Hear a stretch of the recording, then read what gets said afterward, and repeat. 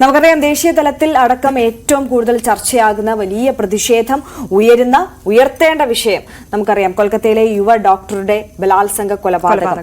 ആ വിഷയവുമായി ബന്ധപ്പെട്ട വാർത്തയിലേക്കാണ് നമ്മൾ കടക്കുന്നത്. കൊൽക്കത്തയിൽ ജൂനിയർ ഡോക്ടറെ ബലാത്സംഗം ചെയ്ത് കൊലപ്പെടുത്തിയ സംഭവത്തിൽ പ്രതിഷേധം തുടരുകയാണ്.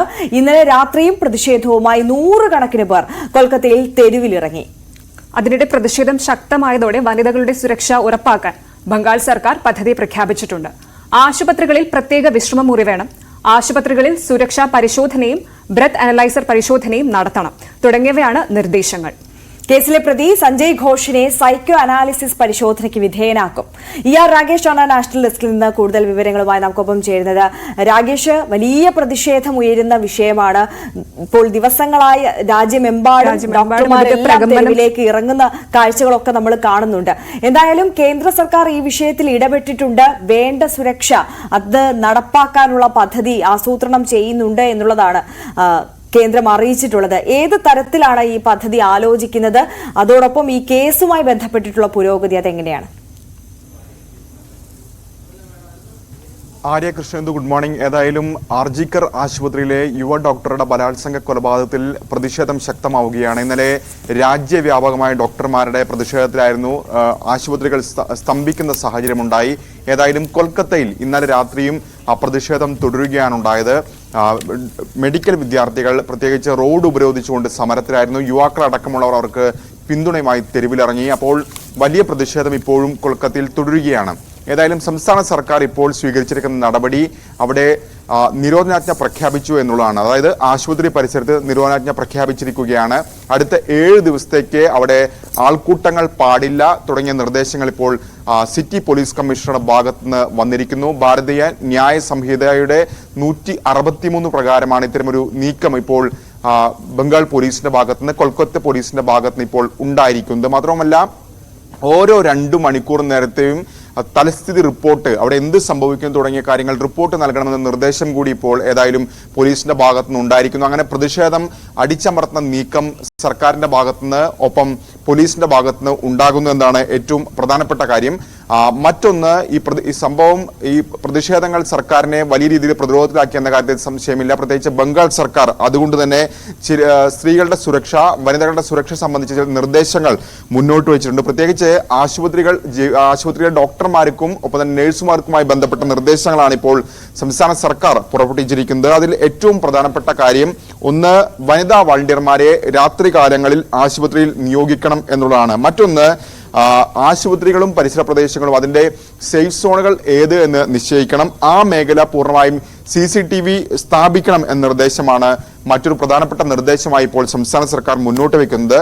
മൂന്നാമതായി, പ്രത്യേക മൊബൈൽ ആപ്പുകൾ ഇതിനായി സജ്ജമാക്കണം. മാത്രമല്ല, അതിലെ സൈറൺ അടക്കമുള്ള സംവിധാനങ്ങൾ വേണം. ഇത് പ്രദേശത്തെ പോലീസ് സ്റ്റേഷനുകളുമായി ബന്ധിപ്പിക്കണം എന്നാണ് മറ്റൊരു നിർദ്ദേശമായി ഇപ്പോൾ സംസ്ഥാന സർക്കാർ ചൂണ്ടിക്കാണിച്ചിരിക്കുന്നത്. ഇതിനു പുറമെ ആശുപത്രിയിൽ പലതരത്തിലുള്ള ആളുകൾ വന്നു പോകാറുണ്ട്. അതുകൊണ്ട് തന്നെ സുരക്ഷാ സംവിധാനം ആശുപത്രിയിൽ ശക്തമാക്കണം. ഒപ്പം ബ്രത്ത് അനലൈസർ പരിശോധന ആശുപത്രികളിൽ വേണം എന്ന നിർദ്ദേശമാണ് ഇപ്പോൾ സംസ്ഥാന സർക്കാർ മുന്നോട്ട് വെച്ചിരിക്കുന്നത്. ഇതിനു പുറമെ ഇത്തരം നിർദ്ദേശങ്ങളൊക്കെ തന്നെ സ്വകാര്യ സ്ഥാപനങ്ങളും പാലിക്കാൻ തയ്യാറാകണം എന്നാണ് മറ്റൊരു പ്രധാനപ്പെട്ട കാര്യം.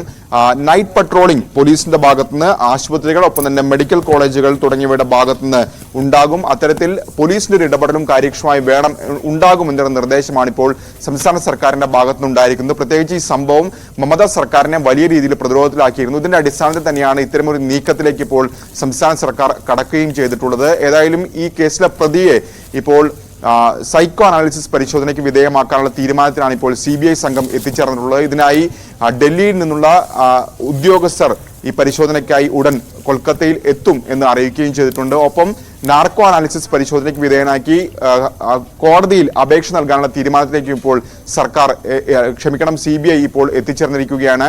ഏതായാലും പ്രിൻസിപ്പൽ സന്ദീപ് ഘോഷിനെ കഴിഞ്ഞ 2 ദിവസവും ചോദ്യം ചെയ്തിരുന്നു. ഈ ചോദ്യം ചെയ്യലിൽ ഏറ്റവും പ്രധാനമായി ചോദിച്ചറിയാൻ ശ്രമിച്ചത് ഈ ബലാത്സംഗത്തിനിരയായി കൊല്ലപ്പെട്ട ഡോക്ടർ ജോലി ചെയ്തിരുന്ന ഡിപ്പാർട്ട്മെന്റിലെ വീക്ക്ലി റോസ്റ്റർ വേണമെന്നൊരു ആവശ്യം CBI സംഘം മുന്നോട്ട് വെക്കുകയും ചെയ്തിട്ടുണ്ട്. ഏതായാലും CBIയുടെ അന്വേഷണം ഒരു വശത്ത് പുരോഗമിക്കുമ്പോൾ പോലും വലിയ രീതിയിലുള്ള പ്രതിഷേധത്തിന് വേദിയാവുകയാണ് കൊൽക്കത്തയിൽ മാത്രമല്ല രാജ്യത്തിന്റെ പല ഭാഗങ്ങളിലും സമാനമായ രീതിയിലുള്ള പ്രതിഷേധങ്ങൾ തുടരുകയാണ്.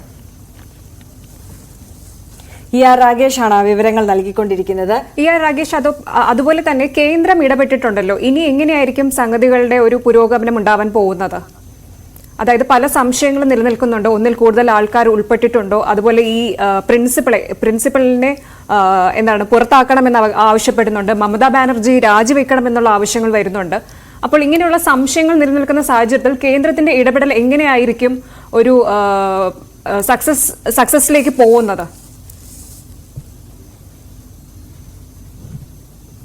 ഈ കേസിൽ ഒന്നിലധികം പ്രതികൾ ഉണ്ട് എന്ന് ആദ്യം മുതൽ കുടുംബം ഉന്നയിക്കുന്ന കാര്യമാണ്. ആ നിലപാടിൽ കുടുംബം ഇപ്പോഴും ഉറച്ചു നിൽക്കുകയാണ്. ഏതായാലും CBI സംഘം ഇപ്പോൾ കഴിഞ്ഞ 3 ദിവസമായി CBI സംഘം കൊൽക്കത്തയിലുണ്ട്. കാരണം പോലീസ് അന്വേഷണത്തെ വലിയ രീതിയിലുള്ള വിമർശനങ്ങൾ ആദ്യഘട്ടത്തിൽ ഉണ്ടായിരുന്നു. പോലീസ് അന്വേഷണം വഴിതിരിച്ചുവിടാൻ ശ്രമിക്കുന്നു, കാര്യക്ഷമമല്ല എന്ന ആരോപണം ആദ്യം മുതൽ തന്നെ ഉണ്ട്. തുടർന്നാണ് CBIക്ക് ഈ കേസ് ഹൈക്കോടതി തന്നെ കൈമാറുന്ന സാഹചര്യം ഉണ്ടായത്. ഏതായാലും CBI സംഘം ഈ കേസുമായി ബന്ധപ്പെട്ടുകൊണ്ട് കൂടുതൽ ചോദ്യം ചെയ്ത് വരികയാണ്. അതായത് പ്രിൻസിപ്പൽ അടക്കമുള്ളവരെയാണ് ഈ ഘട്ടത്തിൽ ചോദ്യം ചെയ്യുന്നത്. കഴിഞ്ഞ 2 ദിവസം പ്രിൻസിപ്പലിനെ ചോദ്യം ചെയ്തു. ഒരുപക്ഷെ ഇന്നും പ്രിൻസിപ്പലിനെ വിളിച്ചു വരുത്തി ചോദ്യം ചെയ്യാനുള്ള സാധ്യതയുണ്ട്. ഏതായാലും കൂടുതൽ അറസ്റ്റിലേക്ക് അടക്കമുള്ള കാര്യങ്ങളിലേക്ക് ഇപ്പോൾ ഏതായാലും CBI കടക്കുകയും ചെയ്തിട്ടില്ല. ഏതായാലും CBI സംഘം ഈ അന്വേഷണവുമായി ബന്ധപ്പെട്ടുകൊണ്ട് വരും ദിവസങ്ങളിലും കൊൽക്കത്തയിൽ തന്നെ തുടരും എന്നാണ് അവർ അറിയിച്ചുള്ളത്. കാരണം ഈ ആശുപത്രിയിലെ മറ്റു കൂടുതൽ ഉദ്യോഗസ്ഥരെ ഇതിനോടകം തന്നെ ചോദ്യം ചെയ്യലിലേക്ക്, അല്ലെങ്കിൽ ചോദ്യം ചെയ്താൽ മാത്രമേ ഇതുമായി ബന്ധപ്പെട്ട കൂടുതൽ വിവരങ്ങൾ അറിയാൻ കഴിയൂ. അതുകൊണ്ട് തന്നെ വരും ദിവസങ്ങളും ഈ അന്വേഷണവുമായി ബന്ധപ്പെട്ടുകൊണ്ട് കൊൽക്കത്തയിൽ തന്നെ തുടരും എന്നാണ് ഇപ്പോൾ CBI സംഘം അറിയിക്കുകയും ചെയ്തിട്ടുള്ളത്. ഏതായാലും IMA ഇന്നലെ ഉന്നയിച്ച പ്രധാനപ്പെട്ട കാര്യം, പ്രധാനമന്ത്രിക്ക് തന്നെ അവർ കത്തെഴുതി. അതിൽ അവർ ഉന്നയിക്കുന്ന പ്രധാനപ്പെട്ട കാര്യം, ഒന്ന്, രാജ്യത്ത് പല രീതിയിലുള്ള സുരക്ഷകൾ നിലനിൽക്കുന്നുണ്ട്. പ്രത്യേകിച്ച് വിമാനത്താവളങ്ങളുടെ മാതൃകയിൽ ആശുപത്രിയിൽ സുരക്ഷ വേണം എന്നൊരു നിർദ്ദേശമാണ് അവർ മുന്നോട്ട് വയ്ക്കുന്നത്. കാരണം നേരത്തെ തന്നെ ഇത്തരമൊരു ആശുപത്രികളുടെ സുരക്ഷ ഉറപ്പാക്കും, അതിനായി നിയമം കൊണ്ടുവരുമെന്ന് ഒക്കെ വാഗ്ദാനങ്ങൾ ഉണ്ടായിരുന്നെങ്കിലും അത് വാഗ്ദാനം മാത്രമായി ഒതുങ്ങി എന്നാണ് പ്രധാന പരാതിയായി ഡോക്ടർമാർ ഉന്നയിക്കുന്നത്. അപ്പോൾ വിമാനത്താവളങ്ങളുടെ അടക്കമുള്ള സുരക്ഷയ്ക്ക് സമാനമായ രീതിയിലുള്ള സുരക്ഷ ഡോക്ടർമാർക്കും ഒപ്പം തന്നെ ആരോഗ്യ പ്രവർത്തകർക്കും വേണം. കാരണം കൊൽക്കത്തയിൽ മാത്രം ഒതുങ്ങി നിൽക്കുന്ന സംഭവമല്ല ഇത്. പല രീതിയിൽ പല സ്ഥലങ്ങളിൽ സമാനമായ സംഭവങ്ങൾ റിപ്പോർട്ട് ചെയ്യുന്നു. അതുകൊണ്ട് തന്നെ അത്തരമൊരു സുരക്ഷ ഒരുക്കണം എന്ന നിർദ്ദേശം മുന്നോട്ട് വയ്ക്കുകയും ചെയ്തിട്ടുണ്ട്. ഏതായാലും സർക്കാരിന്റെ ഭാഗത്ത് നിന്ന് ഇപ്പോൾ ഈ പ്രതിഷേധങ്ങളെ അടിച്ചമർത്താനുള്ള നീക്കങ്ങളൊക്കെ തന്നെ നടക്കുന്നുണ്ടെങ്കിൽ പോലും പ്രതിഷേധങ്ങൾ തുടരാൻ തന്നെയാണ് സാധ്യത. സമാനമായ രീതിയിൽ ഇന്നും അതുകൊണ്ട് തന്നെ വലിയ പ്രതിഷേധങ്ങൾ ഒരുപക്ഷെ ഈ ആശുപത്രി പരിസരം വേദിയാകും, കൊൽക്കത്ത നഗരവും വേദിയാകും. തീർച്ചയായും ER രാഗേഷാണ് സമഗ്രമായ വിവരങ്ങൾ നൽകിയത്. മറ്റു വാർത്തകളിലേക്ക് എത്തുന്നത്